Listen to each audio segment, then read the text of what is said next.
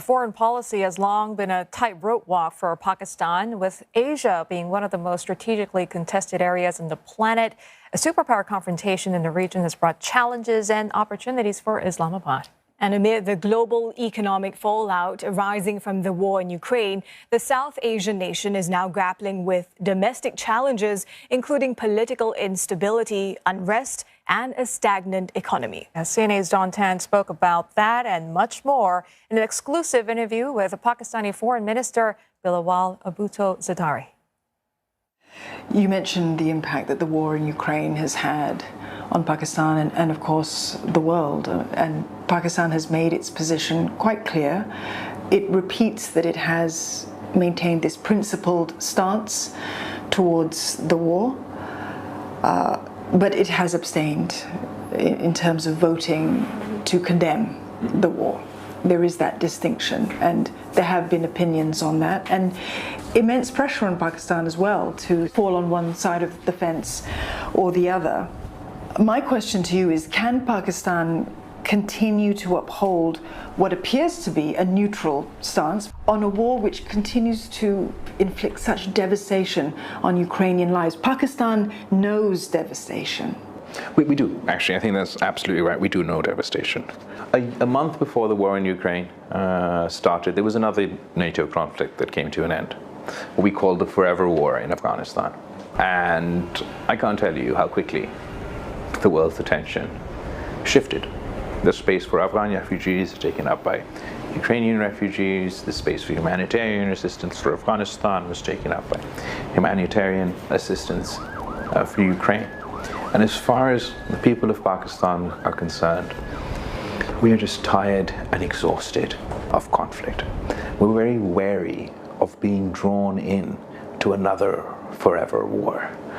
So that is why we're incredibly careful about how we engage with this issue, and despite the different pressures, try not to take sides so we can focus on all the problems that I just discussed with you. Having said that, Pakistan absolutely supports international law, the status of the United Nations, UN Security Council resolutions.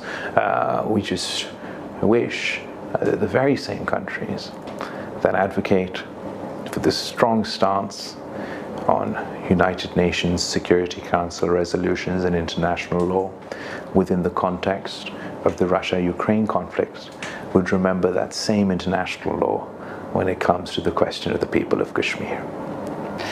Do you reject the idea then that Pakistan's stance is about maintaining this delicate balance between big powers like the United States and Russia, and that it isn't this big diplomatic test for your country?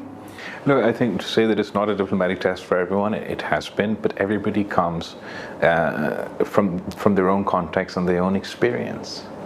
We don't look at the world like America does, or Europe does, or Russia does, or Ukraine does. We have our own prism, our own point of view.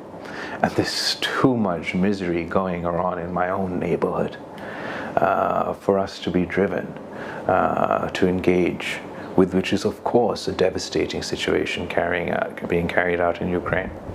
Having said that, Pakistan is cognizant of the challenges being faced.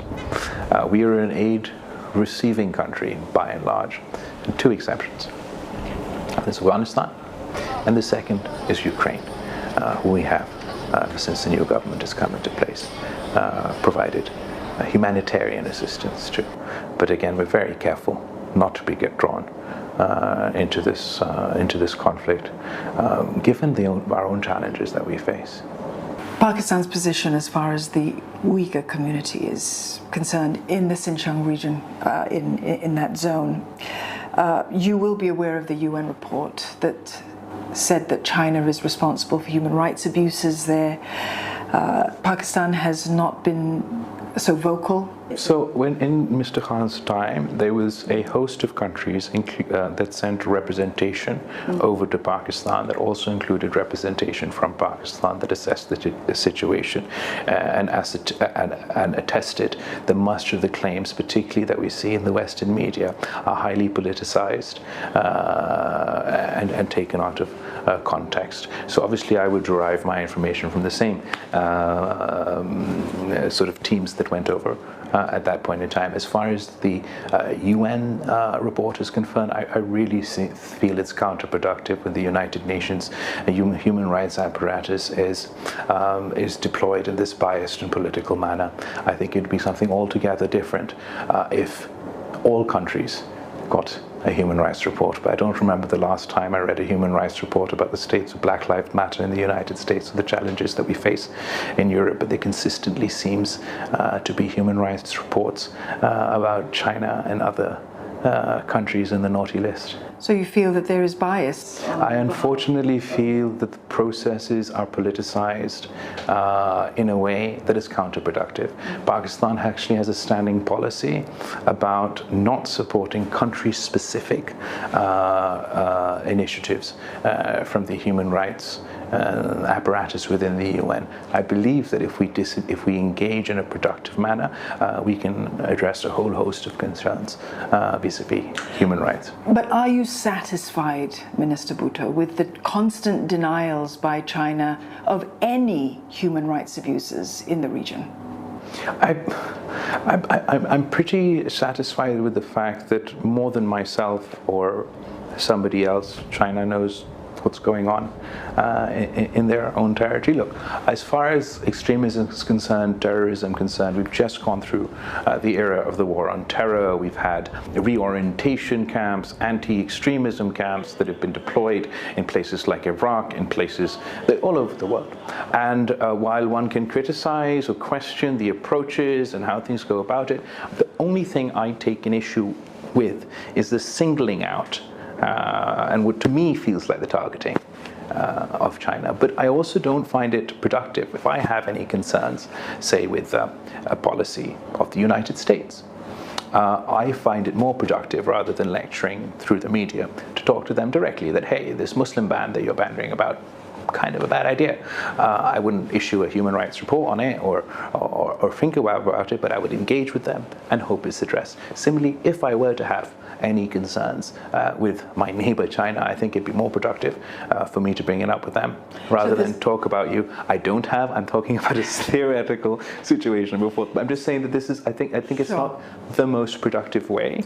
I mean, I've had frank conversations with our American friends on issues in a private context. Similarly, I have frank conversations with a whole host of people, but I find them far more productive in a private context.